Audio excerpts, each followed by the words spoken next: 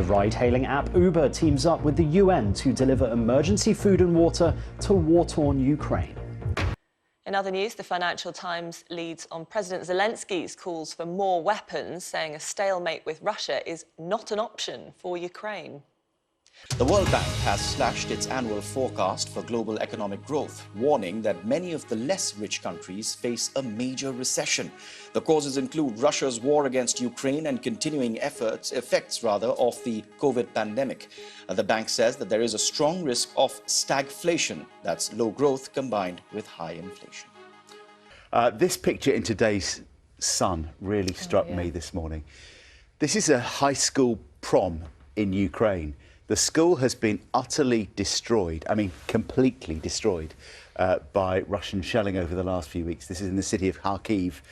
But the kids at the school, those who've stayed in Ukraine, have still managed to have some kind of end of school party. They got dressed up in what they could find. They took pictures around the bombed site, and the school say they're absolutely determined that the school will be rebuilt. Putin's bombs can't stop our prom. That picture across social media today and in lots of the newspapers today, it's really striking, isn't it? Beautiful picture. 2 Britons captured by Russian forces in Ukraine have appeared in court in a territory that's held by pro-Russian rebels. Let's get the latest on this now from our correspondent Joe Inwood, who's in Kiev for breakfast this morning. It's a difficult, complicated case, this, isn't it, Joe? Just talk us through it. What do we know?